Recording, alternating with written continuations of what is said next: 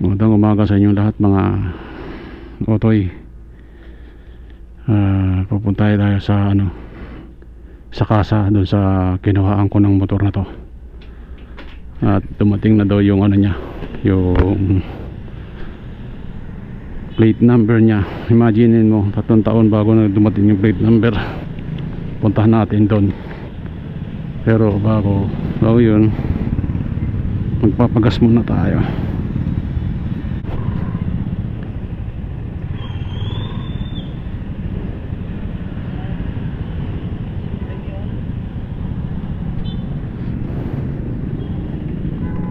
$200. Pagas muna tayo.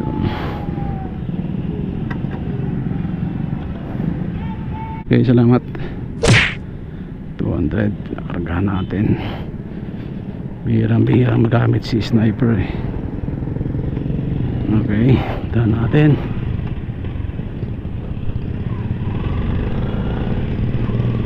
Kukuha natin yung plate number. Imagine mo, 3 taon bago dumating yung plate number. Bulok talaga ang sistema. Yan o, ang odo niya 3,984 lang. 3 years na. Sobra 3 years na to.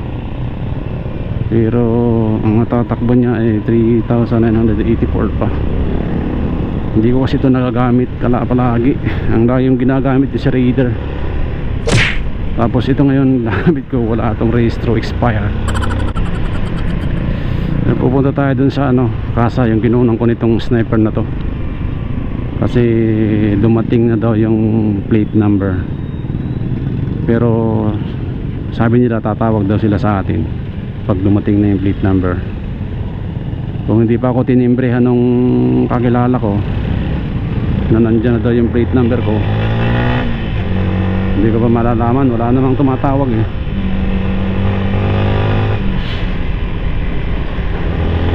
Kaya pupunta natin, baka talagang nandyan na, o na-busy lang yung kasa na kinunong ko. Imaginin mo 3 taon bago dumating yung plate number. Samantalang yung mga bagong motor ngayon, nare-release ka agad yung plate number, ilang buwan lang. Pero to, tagal. Nalapit na tayo dun sa kasang kinuhaan ko nito, sniper na to. Magkakaroon na ng plate number si Nognog. Daming motor dito. Mili kayo pag gusto nyo bumili ng motor andun sa taas.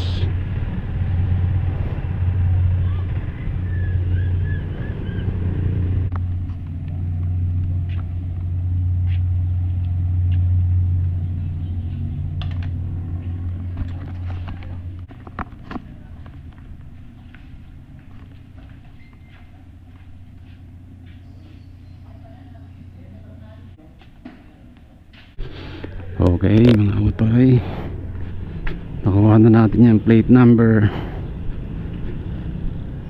Nog. May plate number ka na, hindi ka na putok sa buho.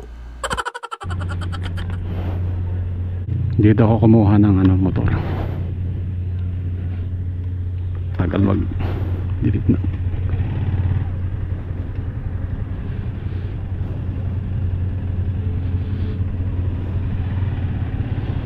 Ayos. Okay na tayo, nakuha na natin yung plate number. May plate number na si Nognog. Kaya nga lang ay expire.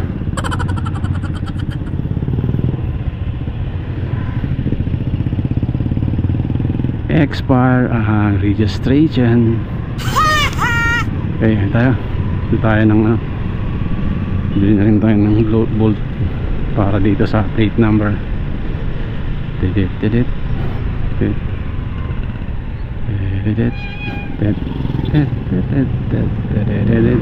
Traffic.